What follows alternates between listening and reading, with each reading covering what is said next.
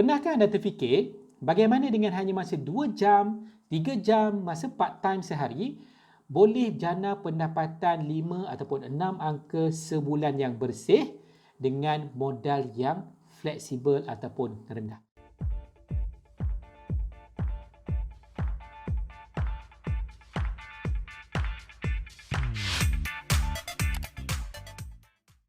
Saya Amin Kamarudin dari Business Ultimate dan saya melatih ramai peniaga untuk bina pendapatan daripada modal yang fleksibel dan income yang lumayan dan berterusan. So, apakah 5 step yang anda boleh buat dalam business network marketing yang anda boleh bina satu jumlah jualan yang besar?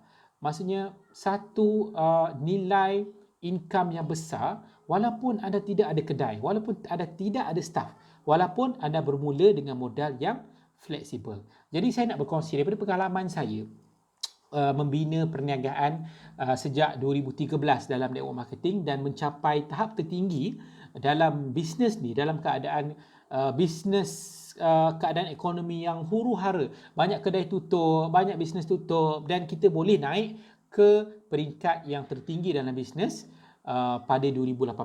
Okay, so saya nak share sikit macam mana apa yang kami buat yang anda pun boleh buat benda ni. Anda pun buat benda ni. Kalau anda mencari-cari bisnes, anda boleh consider untuk belajar lebih banyak tentang network marketing dan tengok macam mana dia boleh bagi income yang lebih tetapi dengan risiko yang jauh hampir tak ada risiko. Okey, yang pertama, tips yang pertama, apa yang kena mula ialah anda kena mula begin with the end of mind.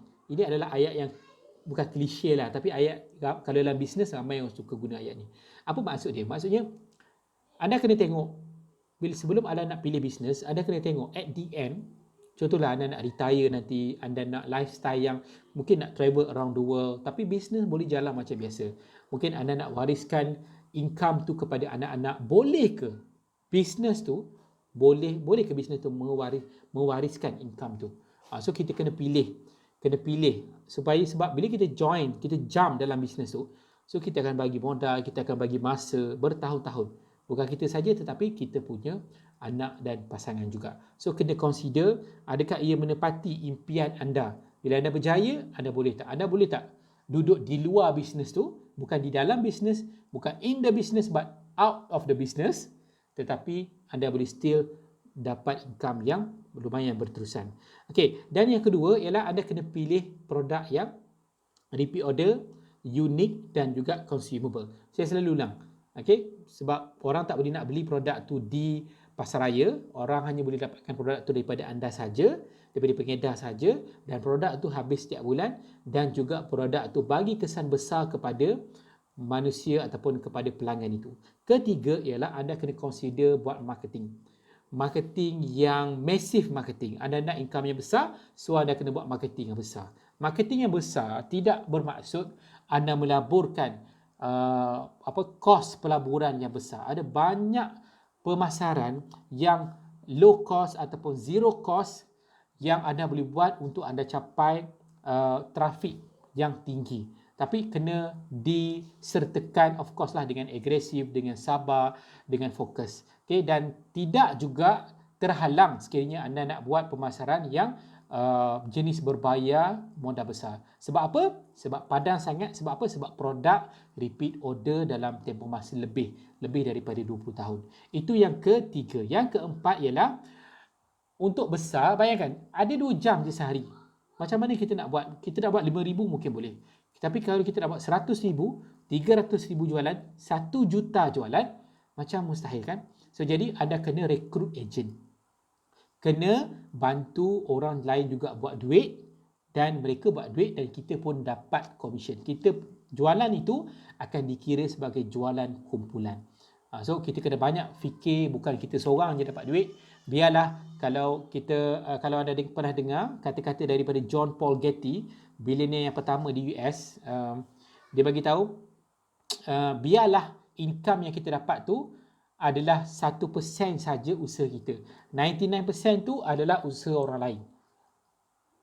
Maksud dia apa? Bukan maksudnya kita pergunakan orang lain. Tak, mereka buat, mereka dapat. Tetapi dia tak boleh 100% income yang kita dapat daripada 100% usaha kita. Apa maksud dia? Maksudnya kalau kita sakit, kalau kita tak boleh buat bisnes tak boleh nak, income kosong. Sebab semuanya bergantung pada kita. Tapi bila 99% ataupun 60%, 70% income tu datang daripada bukan kita.